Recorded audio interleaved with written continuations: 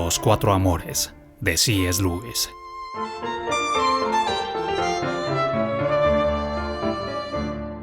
Capítulo 5. Eros.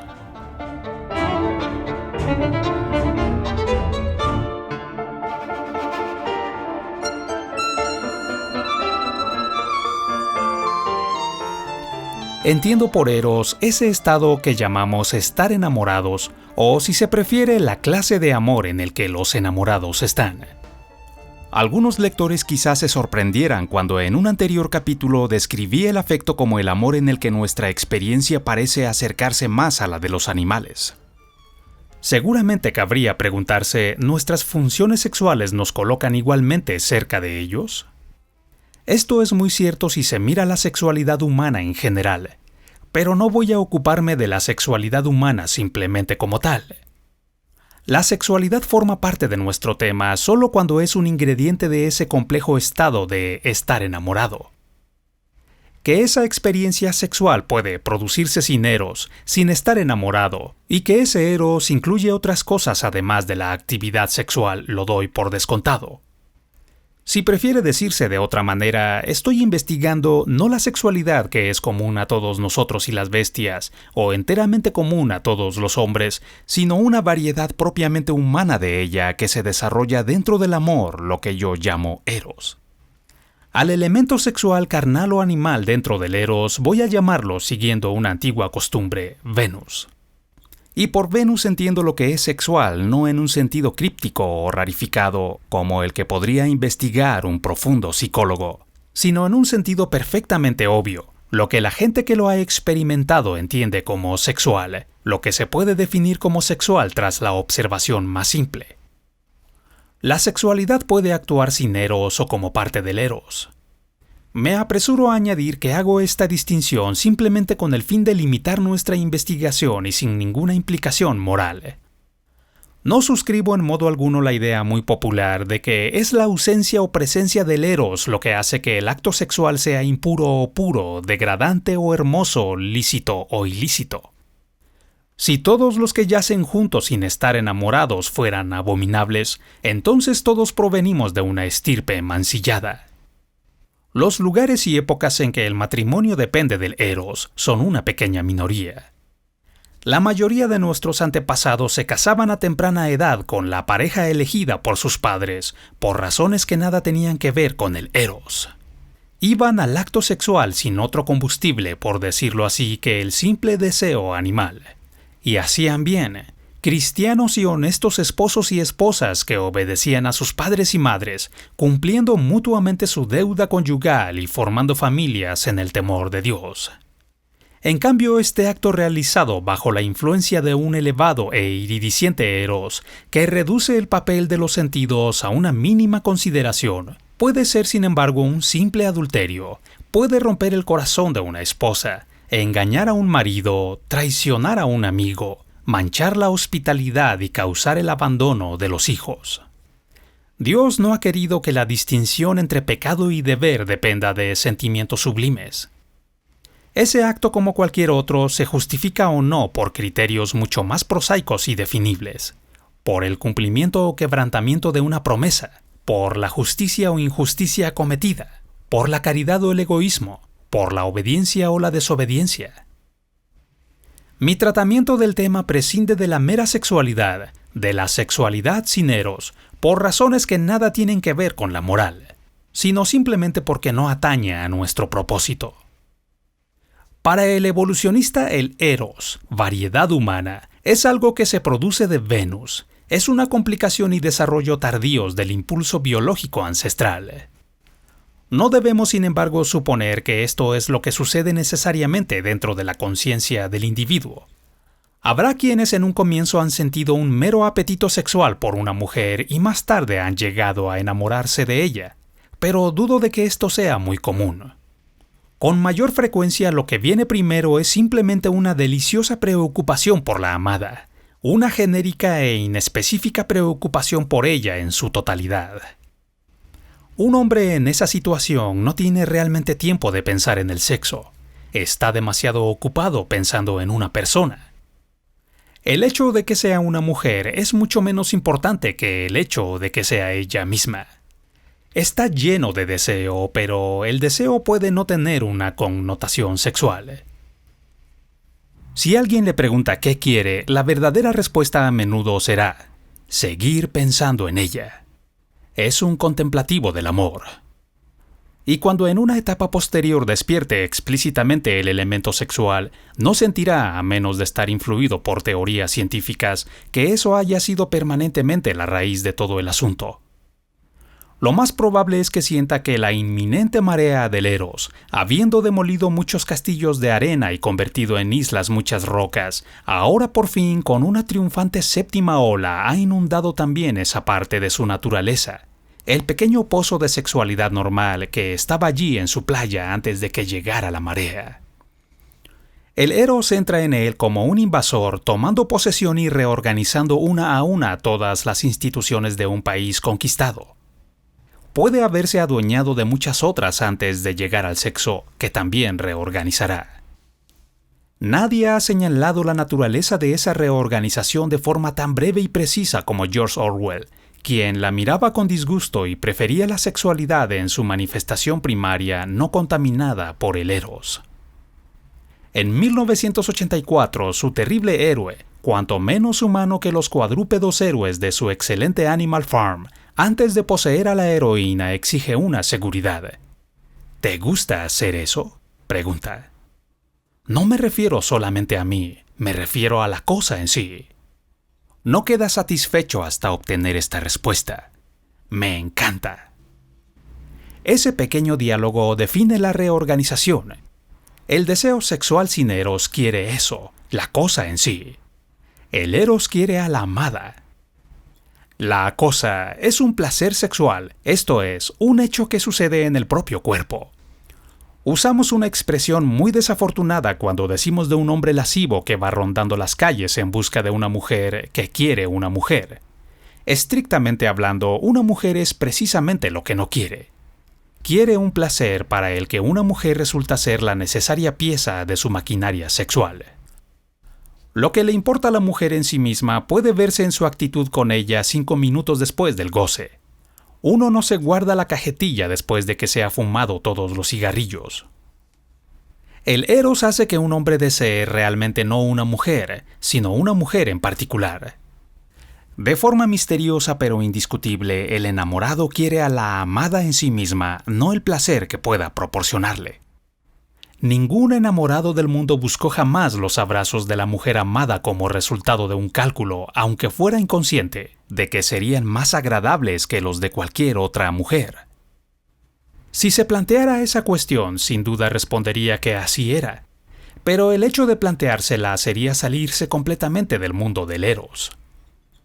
El único hombre de quien sé que se lo planteó fue Lucrecio, que por cierto no estaba enamorado cuando se hizo esa pregunta.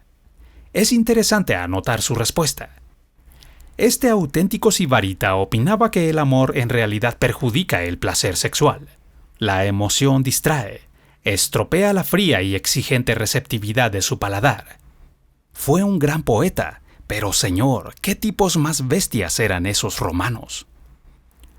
El lector habrá observado que el Eros transforma maravillosamente de este modo lo que, por excelencia, es un placer-necesidad en el mejor de todos los placeres de apreciación. Es de la naturaleza del placer-necesidad mostrarnos el objeto solamente en relación a nuestra necesidad, incluso a nuestra necesidad momentánea. Pero en el Eros, una necesidad en su máxima intensidad ve a su objeto del modo más intenso como una cosa admirable en sí misma, algo que es importante mucho más allá de su mera relación con la necesidad del enamorado. Si todos nosotros no hubiéramos experimentado eso, si fuéramos solamente lógicos, podríamos lucubrar ante el concepto del deseo de un ser humano como algo distinto del deseo de cualquier placer, bienestar o servicio que ese ser humano pueda darnos. Y ciertamente resulta difícil de explicar. Los propios enamorados consiguen expresar algo de eso, no mucho, cuando dicen que quisieran comerse uno a otro. Milton ha sido más expresivo al imaginar criaturas angélicas con cuerpos hechos de luz que pueden conseguir una total interpenetración en vez de nuestros simples abrazos. Charles Williams dijo algo de eso con estas palabras: Te amo, yo soy tú. Sin el eros, el deseo sexual, como todo deseo, es un hecho referido a nosotros. Con el eros se refiere más a la persona amada. Llega a ser casi un modo de percepción y enteramente un modo de expresión. Se siente como algo objetivado, algo que está fuera de uno, en el mundo real. Por eso el eros, aun siendo el rey de los placeres, en su punto culminante tiende a considerar el placer como un subproducto. El hecho de pensar en el placer volvería a meternos en nosotros mismos, en nuestro propio sistema nervioso, mataría al eros, como podemos matar un hermoso paisaje de montaña al fijarlo en nuestra retina y en nuestros nervios ópticos. En todo caso, ¿es el placer de quién? Porque una de las primeras cosas que hace el eros es borrar la distinción entre el dar y el recibir. Hasta ahora solo he estado intentando describir, no valorar. Pero ahora surgen inevitablemente ciertas cuestiones morales y no debo ocultar mi punto de vista, que más bien plantea y no tanto afirma. Y por supuesto está abierto a ser corregido por personas mejores, enamorados mejores y mejores cristianos. Ha sido ampliamente sostenido en el pasado y quizá lo sostiene hoy en día mucha gente sencilla, que el peligro espiritual del eros surge casi enteramente del elemento carnal que lleva consigo. Que el eros es más noble y más puro cuando Venus se reduce al mínimo. Parece cierto que los más viejos teólogos moralistas pensaron que el principal peligro contra el que habría que guardarse en el matrimonio es el de una entrega a los sentidos destructora del alma. Podrá observarse, sin embargo, que esto no es comprender bien las Escrituras. El apóstol Pablo, al disuadir del matrimonio a sus consiervos, no dice nada sobre ese lado de la discusión, salvo que no aconseja una prolongada abstinencia de Venus. Primera a los Corintios 7:5. Lo que él teme es la preocupación, la necesidad constante en atención al cónyuge de complacerle, las múltiples distracciones por las cosas domésticas. Es el matrimonio en sí mismo, no el hecho matrimonial, lo que puede entorpecer un servicio permanente a Dios.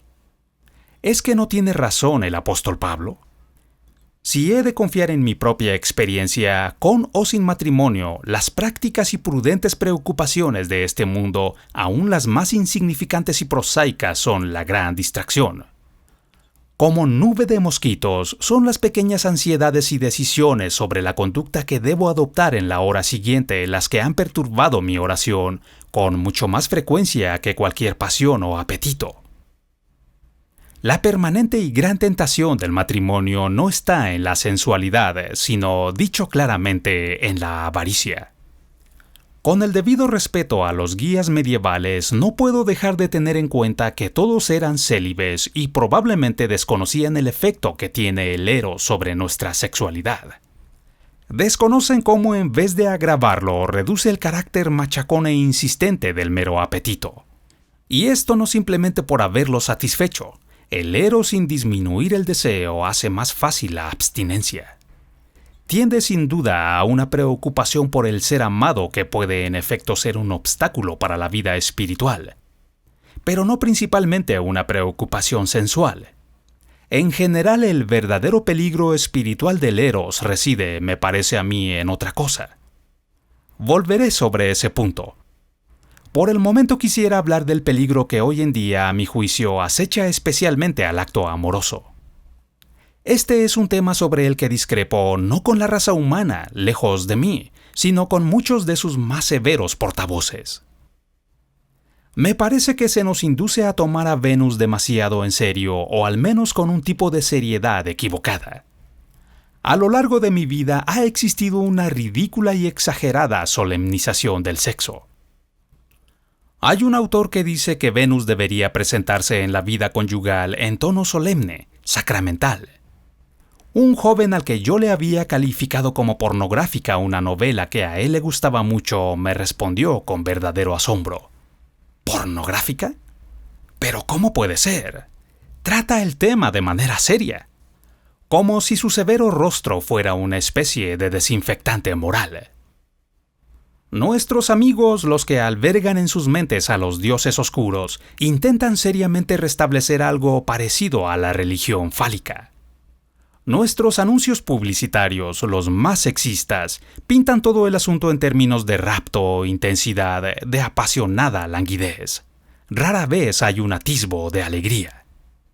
Y los psicólogos nos han confundido de tal manera con la tremenda importancia de un completo ajuste sexual y la casi imposibilidad de lograrlo, que llego a pensar que algunas jóvenes parejas van ahora al sexo con las obras completas de Freud, Krafft-Ebing, Havelock Ellis y del Dr. Stopes desparramadas a su alrededor sobre las mesillas de noche. El vividor Ovidio, que nunca desperdició un guijarro, pero que tampoco hizo de él una montaña, sería incluso más adecuado. Hemos llegado a un punto en el que nada sería tan necesario como una buena carcajada de las de antes. Pero se dirá, el asunto es serio. Sí, muy serio y por 4 razones. En primer lugar, teológicamente, porque es la participación del cuerpo en el matrimonio que por elección divina es imagen de la unión mística entre Dios y el hombre. En segundo lugar, por ser lo que me atrevo a llamar un sacramento subcristiano o pagano o natural, y por ser la participación humana en las fuerzas naturales de la vida y de la fertilidad y expresión de ellas. El matrimonio del Padre Cielo con la Madre Tierra. Tercero, en el nivel moral, por las obligaciones que lleva consigo ser padre y progenitor y su incalculable importancia. Y por último, porque tiene, a veces no siempre, una gran importancia emocional en los participantes. Pero también comer es algo serio, teológicamente como vehículo del Santísimo Sacramento, éticamente en cuanto a nuestro deber de dar de comer al hambriento, socialmente porque desde tiempo inmemorial la mesa es el sitio para conversar, y médicamente como todos los enfermos de estómago saben. Pero no llevamos un libro de cuentas al comedor ni nos comportamos como en una iglesia. Son más bien los gourmets y no los santos quienes más se acercan a esa conducta. Los animales siempre son muy serios con la comida. No tenemos que ser totalmente serios con Venus. De hecho, no podemos ser totalmente serios sin hacer violencia a nuestra condición humana. No es casualidad que todas las lenguas y literaturas del mundo estén llenas de chistes sobre el sexo. Muchos pueden ser malos y de mal gusto, y casi todos son antiguos. Pero debo insistir en que representan una actitud hacia Venus que a la larga pone menos en peligro la vida cristiana que una reverencial gravedad. No tenemos que intentar encontrar un absoluto en la carne. Al desterrar el juego y la risa del lecho del amor, se abre la entrada a una falsa diosa, que será aún más falsa que la Afrodita de los griegos, porque ellos, si bien la adoraban, sabían que ella era amante de la risa. La gran masa de gente está plenamente en lo cierto al pensar que Venus es en parte un espíritu cómico. No estamos en absoluto obligados a cantar todos nuestros dúos de amor al modo de Tristán e Isolda de Wagner, vibrantes en un mundo que no tiene fin con el corazón desgarrado. Cantemos más bien al modo de Papageno y Papagena de Mozart en la flauta mágica. La misma Venus llevará a cabo una venganza terrible si tomamos su seriedad ocasional como un valor permanente. Y esto puede suceder de 2 maneras. Una está ilustrada cómicamente, aunque sin intención cómica, por Sir Thomas Browne, cuando dice que el servicio de Venus es el acto más necio que un hombre inteligente puede cometer en su vida. Nada que pueda abatir más su imaginación una vez enfriada que considerar el indigno y extraño disparate que ha cometido. Pero si se hubiera dispuesto a realizar ese acto con menos solemnidad desde el comienzo, no habría sufrido ese abatimiento. Si su imaginación no hubiera estado descaminada, su enfriamiento posterior no habría provocado esa revolución. Pero Venus tiene una venganza aún peor. Ella misma tiene un espíritu burlón, malvado, que tiene mucho más de duende que de deidad y nos juega malas pasadas. Cuando todas las circunstancias externas son las más aptas para que ella nos sirva, dejará a uno o a ambos enamorados indispuestos para eso. Cuando todo acto al descubierto se hace imposible y ni siquiera se pueden intercambiar miradas en trenes, tiendas y en interminables reuniones sociales, ella los asaltará con todas sus fuerzas. Una hora más tarde, cuando el momento y el lugar sean apropiados, misteriosamente se retirará y quizás solo de uno de ellos. ¿Qué desconcierto puede provocar esto?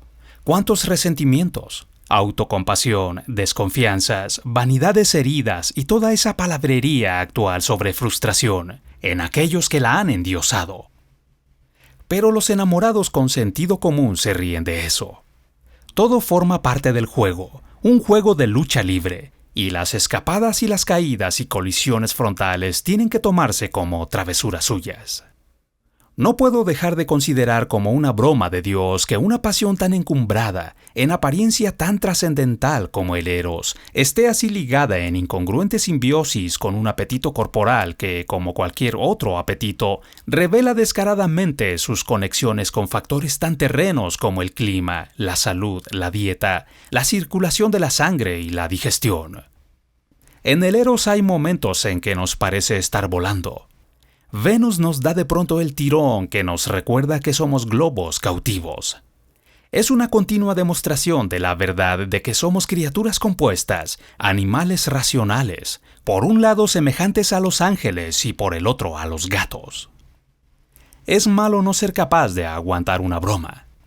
Y peor aún, no aguantar una broma divina, hecha es cierto a nuestras expensas, pero también, ¿quién lo duda?, para nuestro incalculable beneficio. El hombre ha mantenido 3 puntos de vista respecto a su cuerpo. En primer lugar está el de los ascetas paganos que lo llamaban la prisión o la tumba del alma, y de cristianos como Fisher, para quien era una bolsa de estiércol, alimento de gusanos, inmundo, vergonzoso, fuente solo de tentación para los hombres malvados y de humillación para los buenos. Enseguida vinieron los neopaganos, que rara vez saben griego, los nudistas y las víctimas de los dioses oscuros, para quienes el cuerpo es algo glorioso. Pero en tercer lugar tenemos la definición que daba de su cuerpo San Francisco de Asís al llamarlo hermano asno. Las 3 posturas pueden ser defendibles, aunque no estoy seguro, pero yo me quedo con la de San Francisco. Asno es espiritualmente correcto porque nadie en sus cabales puede reverenciar u honrar a un burro. Es una bestia útil, robusta, suave, obstinada, paciente, amable y exasperante, que merece o bien el garrote o bien la zanahoria. Es una bestia patética y absolutamente hermosa a la vez. Y así es el cuerpo. No hay modo de soportar el cuerpo si no reconocemos que una de sus funciones en nuestra vida es la de desempeñar el papel de bufón. Todas las personas, hombre o mujer o niño, hasta que alguna teoría les haya complicado, saben esto. El hecho de que tengamos un cuerpo es la broma más vieja que existe. El Eros, como la muerte, el dibujo figurativo y los estudios de medicina, puede hacer que en ciertos momentos lo tomemos con toda seriedad. El error consiste en sacar como conclusión que el Eros debería siempre tomarlo en serio y eliminar para siempre la broma. Pero no es eso lo que sucede. Los mismos rostros de los enamorados felices que conocemos lo demuestran claramente. Los enamorados, a menos que su amor sea muy efímero, sienten una y otra vez que hay un elemento no solo de comedia, no solo de juego, sino incluso de bufonada en la expresión corporal del Eros. Y el cuerpo nos dejaría frustrados si no fuera así. Sería demasiado torpe como instrumento para traducir la música del amor si su misma torpeza, su grotesco encanto, no se pudiera sentir añadida a la experiencia total. Una trama secundaria o un entremés que remeda con su vigoroso y rudo desorden el papel representado por el alma de forma más elevada. Así en las comedias antiguas, los líricos amores entre el héroe y la heroína eran parodiados y corroborados inmediatamente por un lío amoroso mucho más terreno entre un criado y una doncella. Lo más alto no se sostiene sin lo más bajo. De hecho, hay en ciertos momentos una gran poesía en lo propiamente carnal, pero también, si se me permite, un elemento irreductible de obstinada y ridícula antipoesía. Si no se deja sentir en una ocasión, lo hará en otra. Es mucho mejor plantearlo a las claras dentro del drama del Eros como un contrapunto cómico en vez de pretender no haberlo advertido. Realmente es necesario este contrapunto. La poesía está allí tanto como la antipoesía. La gravedad de Venus tanto como su ligereza, el gravis ardor o el quemar el peso del deseo. El placer llevado a su límite nos destroza como el dolor. El anhelo de una unión para la cual solo la carne puede ser el medio, en tanto que la carne, nuestros cuerpos se excluyen mutuamente, la hace siempre inalcanzable, puede tener la grandeza de una búsqueda metafísica. La atracción amorosa, al igual que la aflicción, puede hacer derramar lágrimas. Pero Venus no siempre viene así, entera, aferrada a su presa. Y el hecho de que a veces lo haga es la razón principal para reservar siempre una pizca de espíritu travieso en nuestra actitud hacia ella. Cuando las cosas naturales parecen más divinas, lo demoníaco está a la vuelta de la esquina. Esa negativa a ser absorbido del todo, esa reminiscencia de la ligereza, aun cuando lo que se haya mostrado haya sido solo pesantez, es especialmente relevante ante cierta actitud que Venus, en su máxima intensidad, despierta en la mayor parte de las parejas, aunque no en todas, supongo. El acto de Venus puede llevar al hombre a una actitud, aunque corta en duración, extremadamente imperiosa, a la dominación propia del conquistador o del posesor, y a la mujer a una correspondientemente extrema abyección y rendición. De ahí la rudeza y hasta la fuerza de cierto juego erótico. El tormento del amante que hace daño y es deseado. ¿Qué pensaría de todo esto una pareja sana? ¿Lo podría permitir una pareja cristiana? Pienso que esto es inofensivo y sano con una condición. Debemos tener en cuenta que aquí se trata de lo que he llamado el sacramento pagano del sexo. En la amistad, como ya vimos, cada participante se sostiene precisamente por sí mismo como individuo contingente que es. Pero en el acto del amor no somos solamente nosotros mismos, también somos representantes. No hay aquí un empobrecimiento, sino un enriquecimiento en el hecho de tener conciencia de que actúan en nosotros fuerzas más remotas y menos personales que nosotros mismos. Toda la virilidad y toda la feminidad del mundo, todo lo que es avasallador y todo lo que le responde, está momentáneamente bien enfocado en nosotros. El hombre en efecto representa el papel del Padre Cielo y la mujer el de la Madre Tierra. Él representa el papel de la forma y ella el de la materia. Pero debemos dar a la palabra representar todo su valor. Desde luego ninguno de los dos representa un papel en el sentido de ser un hipócrita. Pero cada uno desempeña una parte o papel en algo comparable a la representación de un misterio o de un ritual en uno de sus extremos y de una mascarada o hasta de una charada en el otro extremo. Una mujer que acepta como propia y al pie de la letra esta rendición extrema sería una idólatra que ofrece a un hombre lo que solo pertenece a Dios. Y un hombre tendría que ser el más fatuo de los fatuos y además un blasfemo, si se arroga, siendo solo una persona, esa especie de soberanía a la que Venus lo exalta por un instante. Pero aquello que no puede ser legítimamente cedido ni reclamado puede ser lícitamente representado. Fuera de este ritual o drama, él y ella son dos almas inmortales, dos adultos libres, dos ciudadanos. Estaríamos muy equivocados si supusiéramos que los matrimonios en que este dominio es más afirmado y reconocido en el acto de Venus son aquellos en que el esposo es probablemente el dominante en el conjunto de la vida conyugal. Lo contrario es quizá más probable. Pero dentro del rito o drama, ellos son un dios y una diosa entre quienes no hay igualdad, cuyas relaciones son asimétricas. Algunos pensarán que es extraño que yo encuentre un elemento ritual o de mascarada en esta acción, que con frecuencia es considerada como la más real, la con menos disfraces, la más auténtica que realizamos. ¿Es que no somos acaso nosotros mismos cuando estamos desnudos? En cierto sentido no. La palabra desnudo fue un principio pasado que bajo el influjo del verbo desnudar, del latín denudare, sustituyó desde el origen del idioma a la palabra nudo. El hombre desnudo era el que había pasado por el proceso de desnudarse, esto es, de quitarse la envoltura. Desde tiempos inmemoriales, el hombre desnudo ha sido para nuestros antepasados no el hombre natural, sino el anormal. No el hombre que se abstiene de vestirse, sino el hombre que está por alguna razón desnudo. Y es un hecho simple, cualquiera puede observarlo en un recinto de baños masculinos. Cómo la desnudez realza lo común de la humanidad y quita voz a lo que es individual. En este sentido somos más nosotros mismos cuando estamos vestidos. Por la desnudez los amantes dejan de ser Juan y María. Se ha puesto el énfasis en el universal él y ella. Casi podría decirse que se visten la desnudez como una túnica de ceremonia o como el disfraz para una charada. Porque debemos seguir evitando, y nunca tanto como cuando participamos del sacramento pagano en nuestros intercambios amorosos, el ponernos serios de manera equivocada. El propio Padre Cielo es solamente un sueño pagano de alguien mucho más grande que Zeus y mucho más masculino que el macho.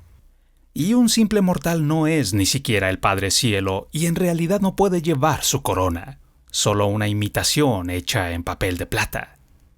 Y no digo esto con desprecio. Me gusta el ritual, me gustan las funciones teatrales privadas, hasta me gustan las charadas.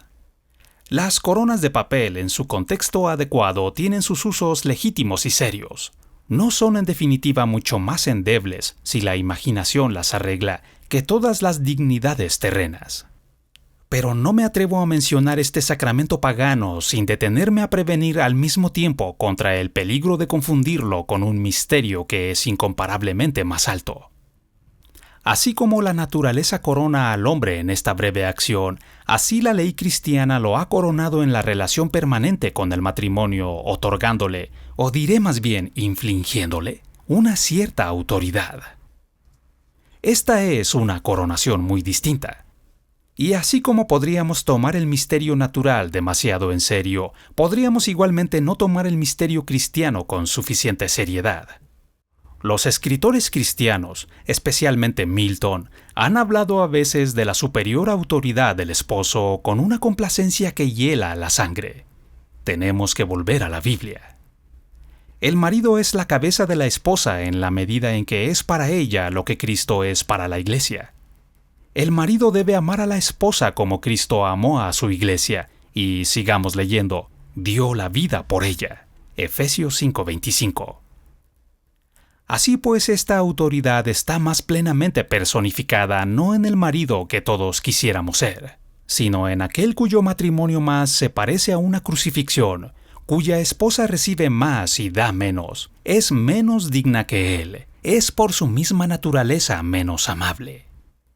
Porque la iglesia no tiene más belleza que la que el esposo le da.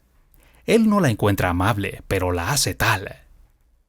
Hay que mirar el crisma de esta terrible coronación no en las alegrías del matrimonio de cualquier hombre, sino en sus penas, en la enfermedad y sufrimiento de una buena esposa, o en las faltas de una mala esposa, en la perseverante y nunca ostentosa solicitud o inextinguible capacidad de perdón de ese hombre. Perdón, no aceptación. Así como Cristo ve en la imperfecta, orgullosa, fanática o tibia iglesia terrena a la esposa que un día estará sin mancha ni arruga, y se esfuerza para que llegue a serlo, así el esposo cuya autoridad es como la de Cristo, y no se le ha concedido ninguna otra clase, jamás debe desesperar. Es como el rey Cophetua que después de 20 años todavía espera que la niña mendiga aprenda un día a decir la verdad y a lavarse detrás de las orejas. Decir esto no significa que haya virtud y sabiduría en contraer un matrimonio que lleve consigo tanto sufrimiento. No hay sabiduría ni virtud en buscar un martirio innecesario o en provocar deliberadamente la persecución. No obstante, es en el cristiano perseguido y torturado donde el modelo del maestro se representa de modo menos ambiguo. Por tanto, en esos matrimonios desgraciados, la autoridad del marido, si es que puede mantenerla, es más semejante a la de Cristo. Las más inflexibles feministas no tienen que envidiar al sexo masculino la corona que le es ofrecida, ya sea en el misterio pagano o en el cristiano. porque una es de papel, la otra de espinas. El verdadero peligro no está en que los maridos vayan a coger la corona de espinas con demasiada vehemencia, sino que ellos permitan u obliguen a sus mujeres a que se la roben. Paso ahora de Venus como ingrediente carnal del Eros al Eros como un todo. Veremos aquí repetido el mismo modelo. Así como Venus dentro del Eros no aspira realmente al placer, así el Eros no aspira a la felicidad. Podemos creer que lo hace, pero cuando es puesto a prueba resulta que no es así. Todos saben que es inútil tratar de separar a los enamorados demostrándoles que su matrimonio va a ser desgraciado. Y esto no solo porque no nos creerán, sin duda no lo harán nunca, sino porque aunque no nos creyeran no se les podría disuadir de casarse. Es especialmente característico del Eros que cuando está en nosotros nos haga preferir el compartir la desdicha con el ser amado que ser felices de cualquier otra manera. Aunque los dos enamorados sean personas maduras y con experiencia, que saben que a la larga las heridas del corazón acaban cicatrizando, y aunque puedan prever claramente que si tuvieran coraje para aguantar la agonía actual de separarse, casi con seguridad 10 años después serían más felices que si se casaran, aún así no se separarían. Todos los cálculos son ajenos al Eros, así como el juicio fríamente brutal de Lucrecio es irrelevante para Venus. Aunque resulte claro, más allá de toda duda, que el matrimonio con el ser amado no tiene posibilidad de llevar a la felicidad, cuando ni siquiera puede ofrecer otra vida que la de atender a un inválido incurable, de pobreza irremediable, de exilio o de vergüenza, el Eros nunca duda de decir, mejor esto que separarnos, mejor ser desdichado con ella que ser feliz sin ella. Dejemos que se rompan nuestros corazones con tal de que se rompan juntos. Si la voz dentro de nosotros no dice estas palabras, no es la voz del Eros. Esto constituye la grandeza y el horror del Eros. Pero observemos que como antes, codo con esta grandeza hay un espíritu burlón. Eros, igual que Venus, es tema de innumerables bromas. Y hasta cuando las circunstancias de los dos enamorados son tan trágicas que ningún observador pueda contener las lágrimas, ellos mismos en su infortunio, en los recintos hospitalarios, en los días de visitas en la cárcel, se ven sorprendidos por una alegría que impresiona al que los ve, no a ellos, por esa especie de patetismo que no se puede soportar. Nada es más falso que la idea de que la burla tiene que ser necesariamente hostil. Los enamorados, hasta que tienen un bebé del que se pueden reír, se están siempre riendo el uno del otro. Es en la misma grandeza del Eros donde se esconde el peligro. Su hablar como un dios, su compromiso total, su desprecio imprudente de la felicidad, su trascendencia ante la estimación de sí mismo suenan a mensaje de eternidad. Y aún con todo, siendo como es, no puede ser la voz de Dios mismo. Porque el Eros, hablando con igual grandeza y mostrando igual trascendencia respecto a sí mismo, puede inclinar tanto al bien como al mal. Nada es más superficial que creer que un amor que conduce al pecado es siempre cualitativamente más bajo, más animal o más trivial que el amor que lleva a un matrimonio cristiano fiel y fecundo. El amor que lleva a uniones crueles y perjuras, y aún a pactos de suicidio y de crimen, puede no ser lujuria desordenada o vano sentimiento. Puede ser Eros en todo su esplendor, sincero hasta destrozar el corazón, dispuesto a cualquier sacrificio antes de renunciar al amor. Ha habido escuelas de pensamiento que han aceptado la voz de Eros como algo trascendente de hecho y han tratado de justificar lo absoluto de sus mandatos. Platón sostendrá que enamorarse es el reconocimiento mutuo en la tierra de las almas que habían sido seleccionadas unas para otras en una existencia celestial anterior. Encontrar al ser amado es comprender que nos amábamos antes de haber nacido. Como mito para expresar lo que sienten los enamorados es admirable, pero si uno lo aceptara al pie de la letra, se encontraría frente a embarazosas consecuencias. Tendríamos que concluir que en esa celestial y olvidada vida las cosas no funcionaban mejor que aquí, porque el Eros puede unir a los compañeros de yugo menos adecuados. Muchos matrimonios desgraciados cuya desgracia era previsible fueron matrimonios de amor. Una teoría con mejores probabilidades de ser aceptada en nuestros días es la que podríamos llamar romanticismo shawiniano. El propio Shaw podría haberlo llamado romanticismo metabiológico. De acuerdo con este romanticismo shawiniano, la voz del eros es la voz del elán vital o fuerza vital, el apetito evolutivo. Al subrayar a una pareja en particular, está buscando a los progenitores, los antecesores del superhombre. Es indiferente tanto a la felicidad personal como a las reglas de la moral, porque apunta hacia algo que Shaw considera mucho más importante, la futura perfección de nuestra especie. Pero si todo esto fuese verdad, difícilmente aclararía si teníamos que obedecer o no, ni por qué, en caso de que fuera así. Todas las imágenes del superhombre que hasta ahora se nos han ofrecido son tan poco atractivas que uno hasta podría hacer inmediatamente voto de castidad para evitar el riesgo de engendrar un superhombre así. Y en segundo lugar, esta teoría lleva a la conclusión de que la fuerza vital, o el apetito evolutivo, no entiende muy bien su propia función, porque hasta donde se puede ver, la existencia o la intensidad del eros entre dos personas no es garantía de que su vástago vaya a ser especialmente satisfactorio o incluso de que vaya a tener descendencia. La receta para tener hijos hermosos es 2 buenas cepas, en el sentido que le dan los criadores de ganado, no 2 buenos enamorados. ¿Y qué demonios hacía la fuerza vital a lo largo de esas innumerables generaciones en que engendrar hijos dependía muy poco del eros mutuo y mucho de los arreglos matrimoniales, de la esclavitud, de la violación? ¿O es que se les acaba de ocurrir esta brillante idea para mejorar la especie? Ni el tipo platónico ni el shawiniano de trascendentalismo erótico pueden ayudar a un cristiano. No somos adoradores de la fuerza vital y no sabemos nada de existencias anteriores. No le debemos obediencia incondicional a la voz del eros cuando habla pareciéndose demasiado a un dios, aunque tampoco debemos ignorar o intentar negar su calidad cuasi divina. Este amor es real y verdaderamente como el amor en sí mismo. En él hay una cercanía real a Dios por semejanza, pero no como consecuencia necesaria una cercanía de aproximación. El eros verdadero, hasta donde lo permite el amor a Dios y la caridad al prójimo, puede llegar a ser para nosotros un medio de aproximación. Su compromiso total es un paradigma o ejemplo inherente a nuestra naturaleza del amor que deberíamos profesar a Dios y al hombre.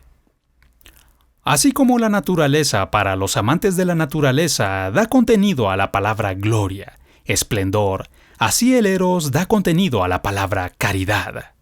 Es como si Cristo nos dijera por medio del eros: así de ese mismo modo, con esa prodigalidad, sin considerar lo que pueda costar, tendrás que amarme a mí y al menor de mis hermanos. El honor que tributemos al eros variará, por supuesto, de acuerdo con nuestras circunstancias. De algunos se requerirá una total renuncia, aunque no un desprecio de él. Otros, teniendo al eros como impulso y también como modelo, podrán embarcarse en la vida conyugal, dentro de la cual el eros, por sí mismo, nunca será suficiente, solo sobrevivirá en la medida en que sea continuamente purificado y corroborado por principios superiores. Sin embargo, el eros honrado sin reservas y obedecido incondicionalmente se convierte en un demonio. Y esta es precisamente la forma en que exige ser honrado y obedecido. Divinamente indiferente a nuestro egoísmo, es también diabólicamente rebelde a toda exigencia que se le oponga de parte de Dios o del hombre. Como dice el poeta, los enamorados no se mueven por bondad, y oponerse a ellos hace que se sientan mártires. Mártires es la expresión adecuada. Hace años, cuando escribí sobre la poesía amorosa en la Edad Media y analicé su extraña y medio fingida religión del amor, fui tan ciego que traté el tema como un fenómeno casi puramente literario. Ahora lo veo mejor. El eros por naturaleza invita a eso. Entre todos los amores, él es, cuando está en su culmen, el que más se parece a un dios y por tanto el más inclinado a exigir que le adoremos. por sí mismo siempre tiende a convertir el hecho de estar enamorado en una especie de religión. Con frecuencia los teólogos han tenido en este amor el peligro de la idolatría. Pienso que con esto querían decir que los enamorados podían adorarse el uno al otro. A mí no me parece que este sea el verdadero peligro. Ciertamente no en el matrimonio. La intimidad deliciosamente prosaica y práctica de la vida conyugal hace eso absurdo. Lo mismo pasa con el afecto con que el eros está casi invariablemente vestido.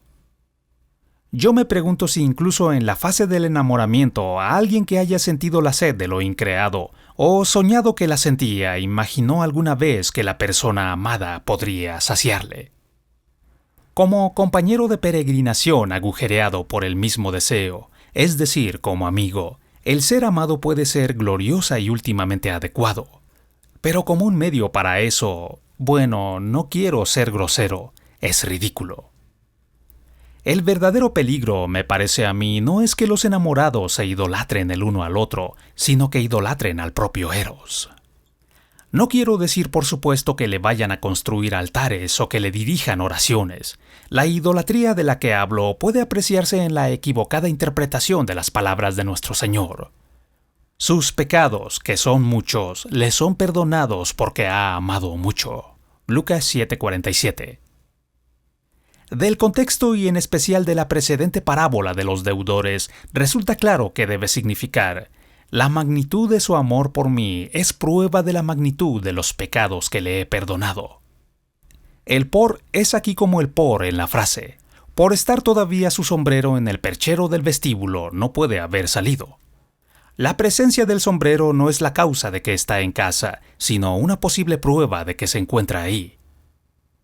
Pero miles de personas lo toman en un sentido muy diferente. Primero suponen sin ninguna prueba que sus pecados eran contra la castidad, aun cuando por lo que sabemos bien pueden haber sido la usura, el comercio fraudulento o la crueldad con los niños. Y entonces suponen que nuestro Señor estaba diciendo: perdono su falta de castidad porque estaba muy enamorada. La deducción es que un gran eros atenúa, casi permite, casi santifica toda acción a la que él le conduce. Cuando los enamorados dicen de algún acto que nosotros podríamos censurar, el amor nos llevó a hacerlo, debe advertirse el tono en que lo dicen. Un hombre que dice, lo hice porque estaba asustado o lo hice porque estaba enfadado, habla de modo muy diferente. Está adelantando una excusa por algo que, según él, necesita disculpa. Pero los enamorados rara vez hacen eso.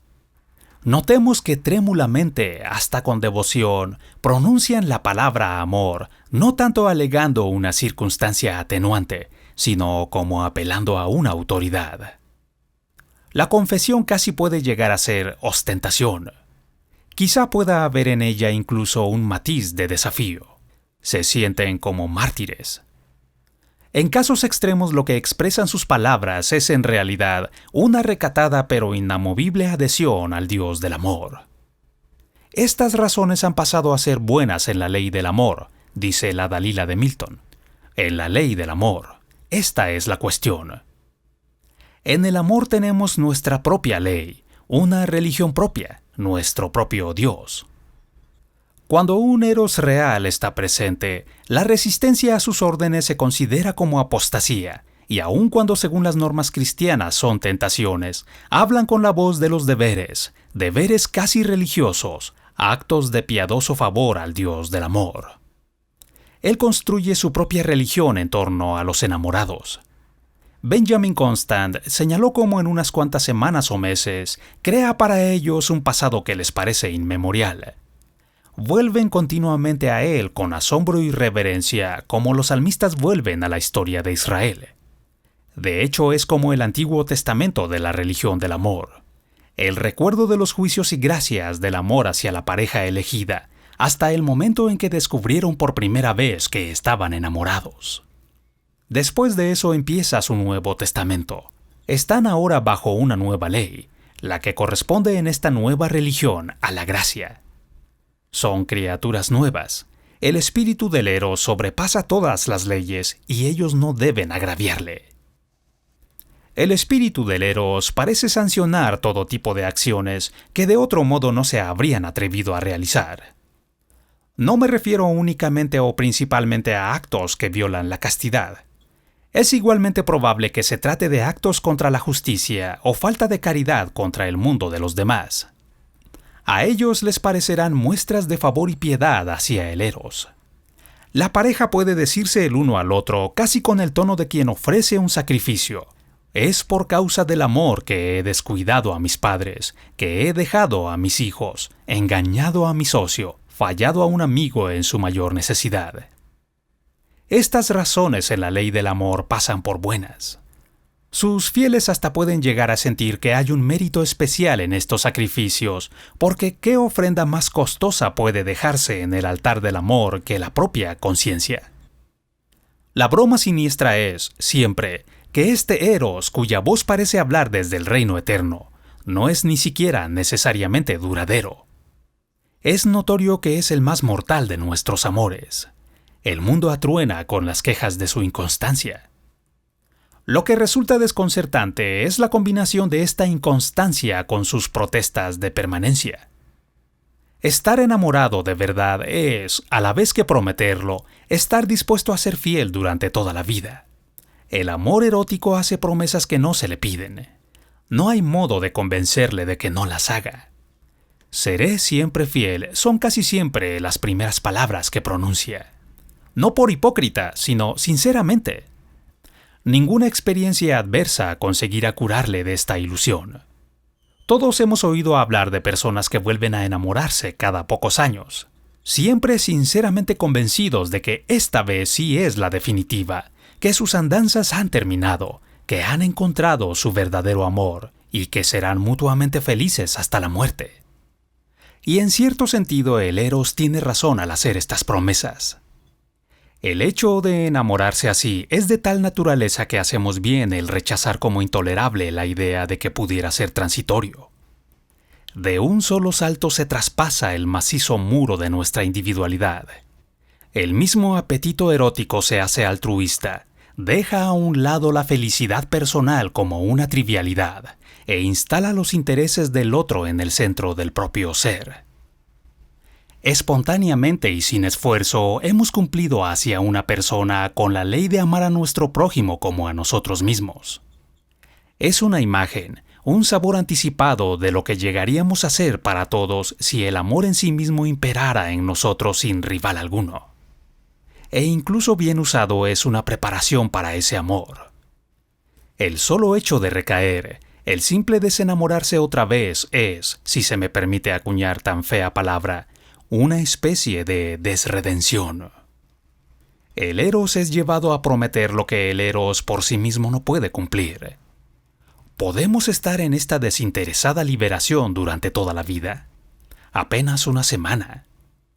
Entre los mejores enamorados posibles, su alta condición de tales es intermitente. El antiguo yo vuelve pronto a manifestarse no tan muerto como pretendía. Sucede lo mismo que después de una conversión religiosa.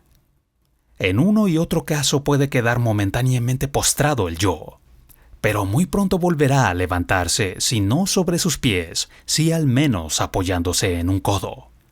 Si no rugiendo, sí al menos volviendo a sus ásperas quejas y a su lamentoso gimoteo. Y entonces Venus retrocede con frecuencia hacia la mera sexualidad. Pero estas contrariedades no pueden destruir un matrimonio entre dos personas decentes y razonables. La pareja cuyo matrimonio sí puede ciertamente verse en peligro por causa de ellas y, posiblemente, quedar expuesto al fracaso, es la que ha idolatrado el Eros. Pensaron que tenía el poder y la veracidad de un dios. Esperaban que el solo sentimiento haría por ellos y permanentemente todo lo que fuera necesario. Cuando esta expectativa queda defraudada, culpan al Eros o con más frecuencia se culpan mutuamente. En realidad, sin embargo, el Eros, habiendo hecho su tan gigantesca promesa y después de haber mostrado, como en un destello, lo que tiene que ser su función, ha cumplido con su cometido. Él como padrino hace los votos. Somos nosotros quienes debemos cumplirlos. Nosotros somos los que debemos esforzarnos por hacer que nuestra vida cotidiana concuerde más plenamente con lo que manifestó aquel destello. Debemos realizar los trabajos de Eros cuando Eros ya no está presente.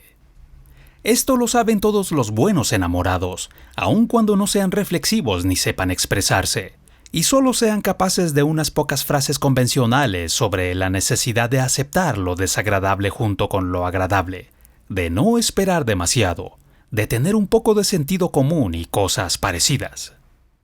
Y todos los enamorados que son buenos cristianos saben que este programa, aunque parezca modesto, no podrá cumplirse sino con humildad, caridad y la gracia divina.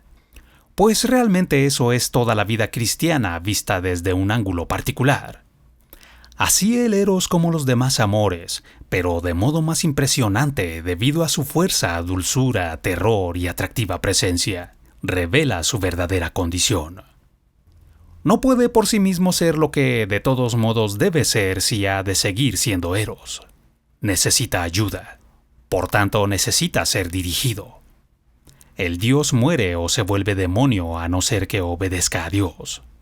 Lo que sería bueno si en ese caso muriera siempre. Pero es posible que siga viviendo, encadenando juntos sin piedad a dos personas que se atormentan mutuamente, sintiendo cada una en carne viva el veneno del odio enamorado, cada uno ávido por recibir y negándose implacablemente a dar, celoso, desconfiado, resentido, luchando por dominar, decidido a ser libre y a no dar libertad, viviendo de hacer escenas. Leamos a Ana Karenina y no pensemos que esas cosas suceden solo en Rusia.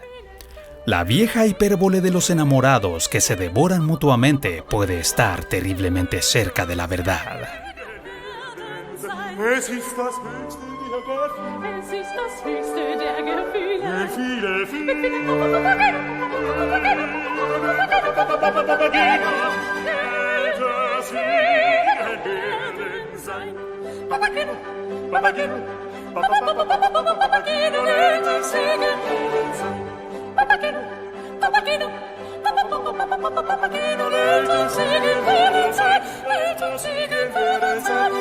Segen will sein.